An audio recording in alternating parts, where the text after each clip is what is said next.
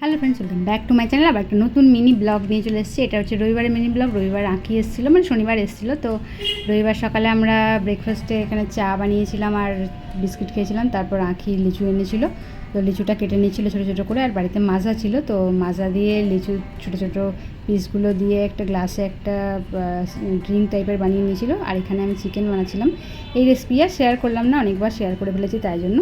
তারপর একটু বসে বসে মাজা খাওয়া হলো, বেশ মুগু মুগুর মতো ফিল হচ্ছিলো। মুগু মুগু বলে একটা ড্রিঙ্কস আছে, লিচি ড্রিঙ্কসটা তো খুব সুন্দর, মুখে লিচির ফ্লেভারটা গেলে ভালো লাগে বেশ, ছোটো ছোটো পিসগুলো। তো সেরকমই আমরা একটা বানিয়ে নিয়েছিলাম। এখানে লিচিগুলো ছোটো করে টুকরো করে কেটে আর মাজা দিয়ে মিক্স করে দারুণ খেতে লাগলো।